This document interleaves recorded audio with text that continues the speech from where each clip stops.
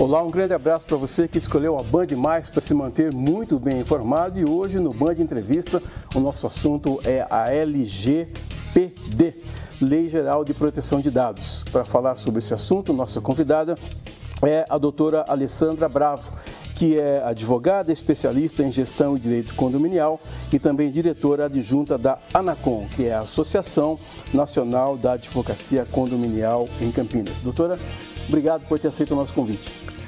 Obrigado a vocês por terem podido falar um pouquinho sobre a LGPD e aos nossos telespectadores, trazendo um pouquinho mais de informações sobre essa lei tão nova e tão pouco ainda muito pouco falada no momento.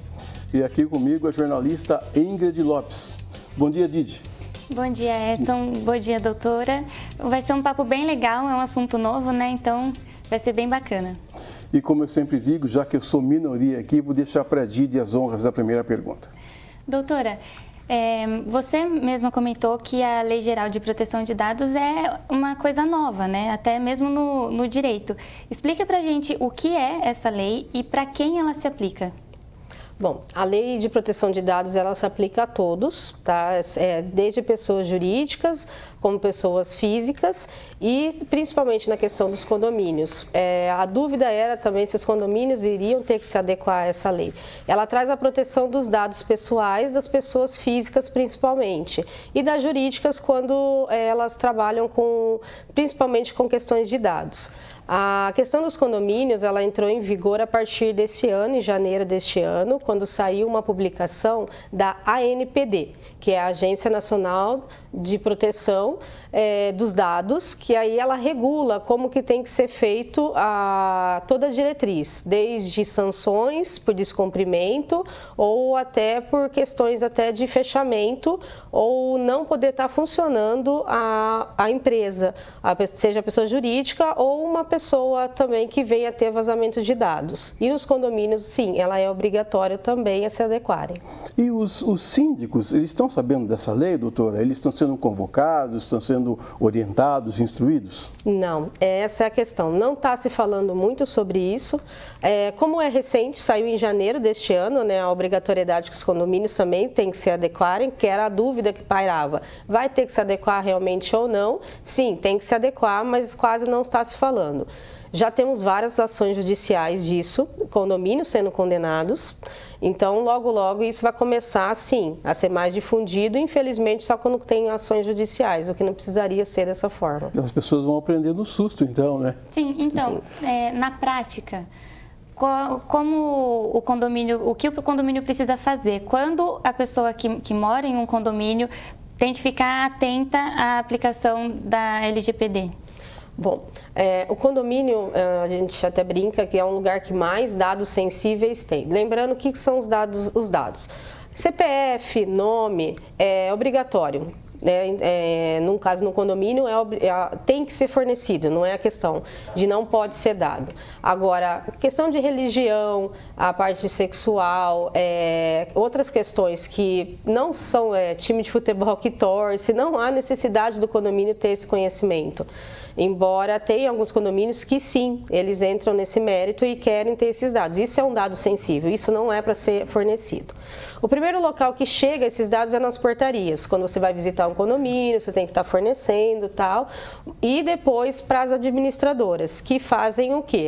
Elas fazem a gestão desses dados. Agora, doutora, não pensando em quem está visitando um condomínio, como a senhora citou, mas pensando num condômino, na pessoa que mora lá, você tem que preencher alguns dados, porque quem convive no condomínio precisa saber que apartamento você mora, que carro você tem. Tudo bem que você não precisa declarar ali sexo, religião, time de futebol, mas as informações básicas, essas precisam ser declaradas, né? Sim, estão se utilizando a Lei de Proteção de Dados até de uma forma errônea e às vezes até para a pessoa, para protegê-la de coisas que não precisa. Exemplo, a pessoa vai mudar num condomínio, seja por exemplo um inquilino, ela não coloca nem os dados, só coloca o nome e não quer passar os dados dela. Então as administradoras que estão orientadas, por exemplo, já não dão autorização de mudança. O proprietário é obrigado a dar o CPF, porque senão se emite os boletos para cobrar as cotas condominiais. E isso é uma resolução do Banco Central, então não tem como não fornecer. Mas eles ficam nesse ledo engano que, não, eu não vou fornecer porque a Lei de Proteção de Dados me protege. E, na verdade, não. Está sendo utilizado de forma errônea. Isso para os proprietários. Nem vamos entrar no mérito, então, né, na casa dos inquilinos, dos visitantes ou de um prestador de serviço. E também, para adentrar no condomínio, você tem que dar seus dados, tem que se identificar quem é que está entrando. E não está se querendo fornecer uma coisa que, na verdade, neste caso, é obrigatório. E para quem mora no condomínio mesmo, qual seria o motivo de acionar um advogado, alguém que possa dar um respaldo sobre a proteção de dados? Porque tem que passar o CPF e tudo mais, os documentos essenciais. O que seria um motivo para quem mora já nesse condomínio? Bom, as ações judiciais que já estão tendo são principalmente por questão de vazamento de dados, principalmente imagens. A pandemia trouxe uma questão que antes não se tinha ideia se ia ter ou não, que são aqui as faciais. Não precisa mais utilizar nem a parte de identificação por token ou a digital, ficou no facial. E o facial é um dado sensível. E às vezes se utiliza isso de forma errônea. Essa liberação sem o devido consentimento de quem forneceu, que no caso seria o condômino ou um visitante, porque é um dado dele, isso é um dado sensível, sim, pode ter uma ação judicial. As câmeras do condomínio, quando fornecidas de forma errônea e não se levando à forma correta de entrega, o condomínio tem que ter uma declaração, explicar o motivo por que está requerendo e ter um boletim de ocorrência, isso sim para respaldo até do próprio condomínio. Temos ações judiciais, por exemplo, de câmeras que foram imagens e a pessoa analisando o que ela queria, apareceu uma pessoa andando sem camisa.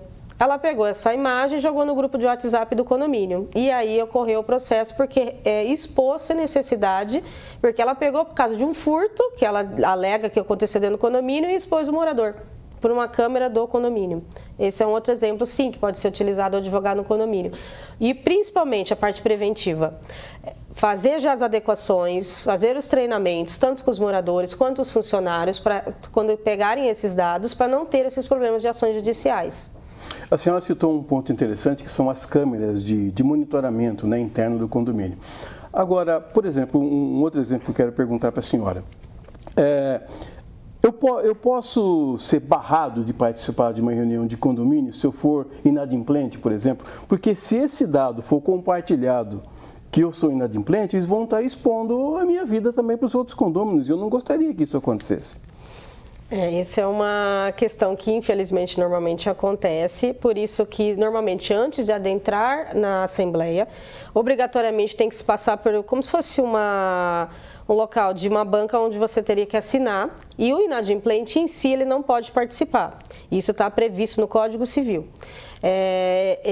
O que eu sempre falo, não exponha, chame a pessoa de canto e explique. Caso o morador, para não evitar até problema, queira adentrar, ele não assina a lista de presença, mas ele tem que estar ciente que ele não vai poder votar, ele não vai poder opinar por ele estar inadimplente.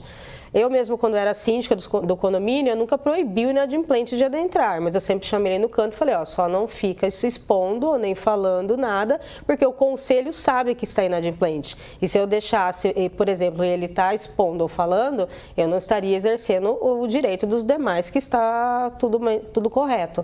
Não tem nenhuma dívida com o condomínio. Só vou voltar um pouquinho, que você falou que as imagens de câmera de segurança também, a imagem é um dado sensível, a gente pensa que fica limitado a documento, né? Mas é interessante essa questão da imagem, porque realmente pode, agora, se sai um grupo de WhatsApp, espalha muito rápido, como que a pessoa se protege disso, né? Na verdade, tem ações, nós já temos, infelizmente, né? Eu falo infelizmente porque vai poder se prevenir. Ações judiciais de imagens em YouTube, também Instagram, coloca nos stories, ou às vezes coloca até na página do Facebook do próprio condomínio, de uma forma desnecessária. Tem também, por exemplo, os condomínios que têm portaria virtual. Nela você tem a listagem de entrada e saída. Então, você tem a vida do condômino. Às vezes, isso é exposto também em ações judiciais, sem pedir sigilo e ter, por ser pública, e nesse documento não foi pedido sigilo, que deveria ter por ser um dado sensível, depois é exposto. Ah, comprou tal carro, entrou e saiu, toda hora saiu com o carro, principalmente inadimplente. E é assim, aí fica aquela coisa, liberou de uma forma errônea, que ele era inadimplente, a vida dele, e expondo de uma forma desnecessária.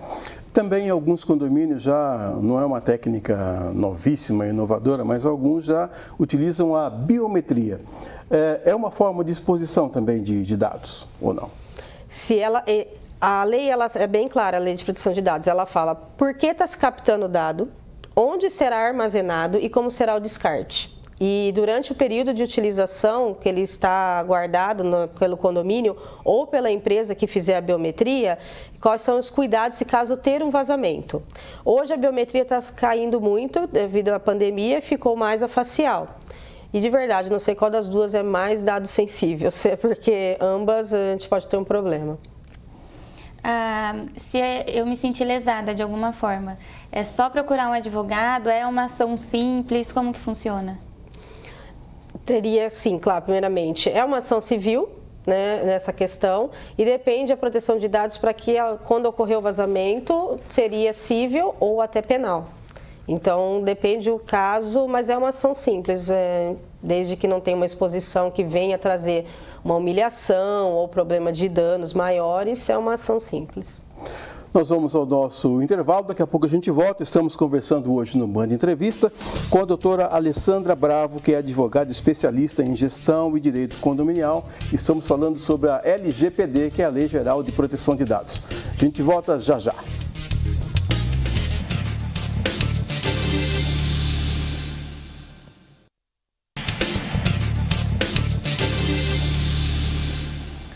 Voltamos com o nosso Band Entrevista, hoje entrevistando a doutora Alessandra Bravo, que é advogada, especialista em gestão e direito condominial. Nós estamos tratando aqui sobre a Lei Geral de Proteção de Dados e você já percebeu que o assunto vai continuar, né? Aliás, eu queria te perguntar, doutora, o síndico, na verdade, ele é um bombeiro, ele é um apagador de incêndios, né? Na verdade, a responsabilidade civil do síndico, né, no Brasil, ela chega às vezes até a ser desumana, porque ele responde por tudo. Civil, criminalmente, meio ambiente, próprio patrimônio, é bem complicado. Por isso a necessidade, sim, estar se atualizando sempre, ter prestadores de serviço perto que realmente entende e pode estar auxiliando. No caso de visitas a um condomínio, a pessoa que estiver visitando, ela tem a obrigação de passar o documento dela, o CPF ou RG, porque na maioria dos casos pede CPF e agora tira uma foto, né? E fica salvo lá. A pessoa é obrigada a fazer isso ou ela pode se recusar e existe uma outra forma que é indicada para poder fazer um cadastro? Bom, alguns condomínios, por exemplo, já tem o seu aplicativo. E a pessoa vai saber que vai receber um visitante, ela já faz o pré-cadastro dela e já manda o QR Code. E então esses dados, essa base já fica armazenada dentro da documentação do condomínio. Os condomínios que não tem, que é aquela portaria normal, que a pessoa chega e ele mesmo apresenta os documentos, o RG não é necessário, tá? Ou o CPF, aliás, eu até falo que o RG é mais necessário que o CPF, mas normalmente se pede mais o CPF, mas o correto seria mais o RG. Por quê? Infelizmente hoje a gente não sabe, né? Porque aquele ditado, quem vê cara não vê coração. E o RG, cada estado tem um. E para a parte criminal é importante o RG e não o CPF. Então, se eu não sei quem é aquela pessoa, e é obrigado sim fornecer esses dados, porque já aconteceu casos que infelizmente essas pessoas eram para entrar num local, entrar em outro, depois veio saber que teve um furto e até encontrar quem foi a pessoa, então aí para poder estar encontrando, não pedir só os dados, pegar o documento em mãos, verificar realmente se bate com o que ela está falando, bater a foto também é importante até por identificação. Então é o resguardo daquele condomínio, daquelas pessoas que residem lá e até da própria pessoa. Amanhã, se acontecer alguma coisa que ela precisa identificar, que ela estava em tal local, né, através, claro, de uma ação judicial, mas é um resguardo para ambos. Ainda nessa questão levantada pela Didi, doutora, com relação aos prestadores de serviço, porque esses caras já vem com todos os dados da gente ali, no apartamento que ele vai, o nome da pessoa, já tem tudo ali, RG e tal. A entrada do prestador de serviço no condomínio, ela precisa ser melhor vigiada também? Sim, primordial. Infelizmente, como eu disse, a gente não sabe e tem-se muitos problemas de furtos, arrombamentos e é necessário RG, CPF e que principalmente o morador fale que tal prestador irá até o imóvel dele. Não simplesmente só chegar na portaria, porque muitas vezes estavam trabalhando um tempo, o morador não avisa que terminou uma obra, por exemplo, adentra dentro do condomínio e ocorre a questões que não precisaríamos ter, como furtos, arrombamentos e assim vai. Uma coisa que acontece bastante no condomínio que eu moro, para não perder esse tempo de fazer um cadastro, passar CPF e tirar foto, em alguns casos os visitantes e até prestador de serviço, eles entram junto com a pessoa que mora no condomínio, entram direto com o carro, porque aí não precisa, né? E seguem para o apartamento. Ou então deixam a chave, que tem aquele token que é só entrar. O morador que faz que tem esse tipo de atitude, ele pode ser penalizado de alguma forma pelo condomínio?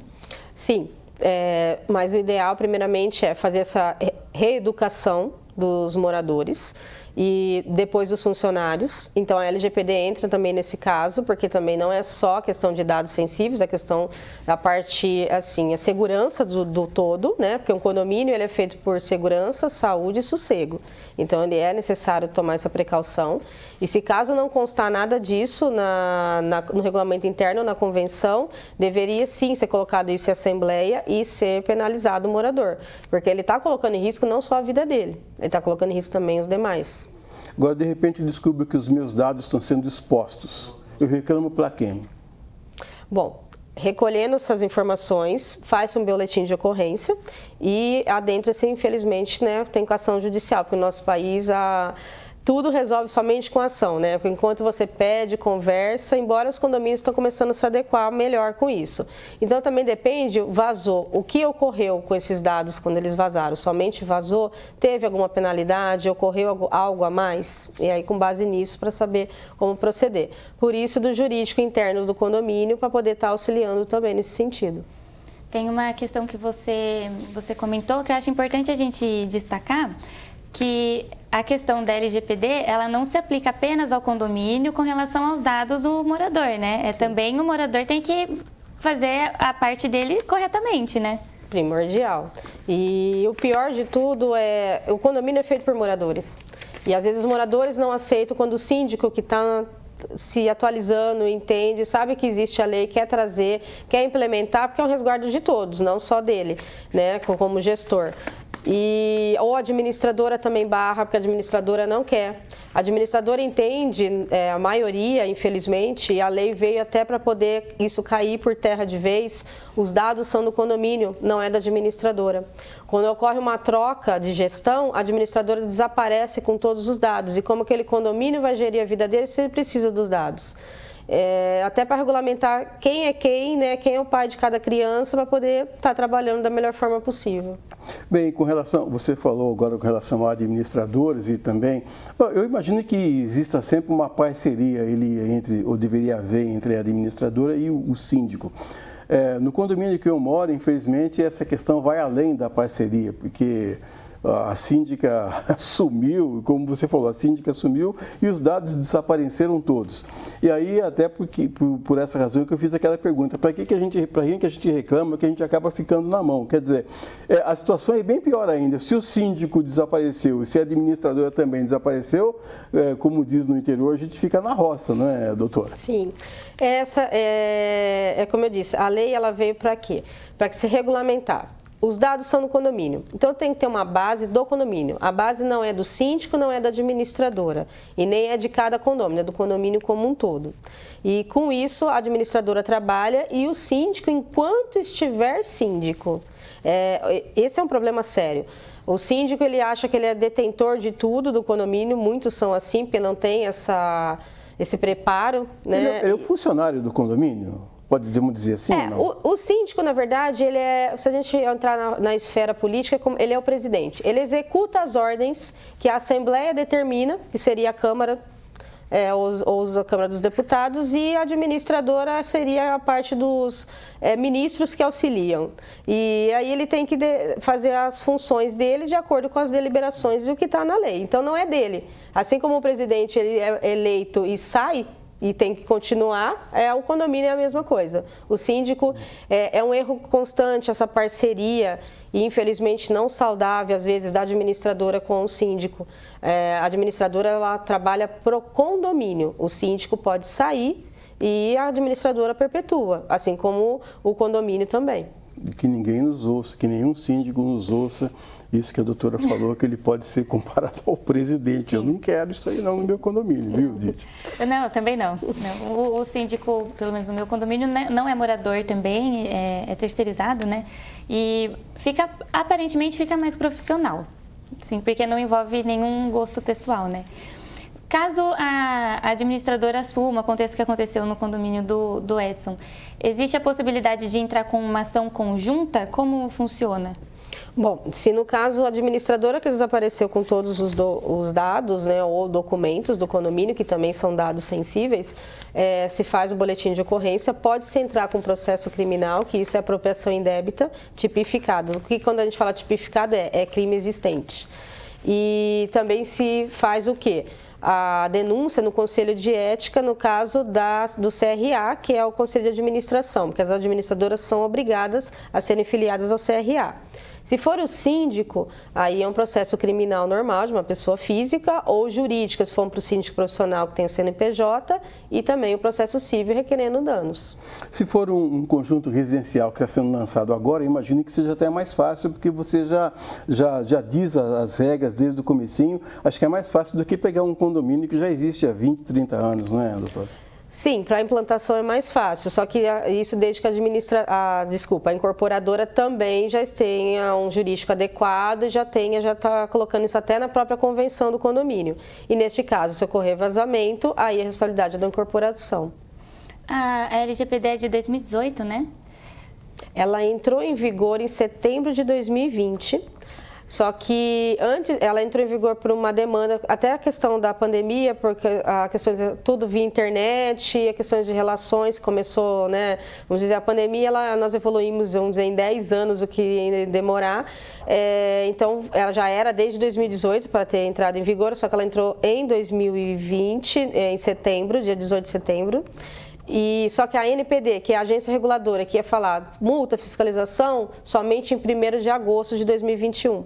Então, as ações judiciais que estão antes disso, elas fazem com base no Código Civil. Agora que elas estão podendo fazer com base tanto na LGPD mesmo, como também de algumas resoluções da própria Agência Nacional Reguladora.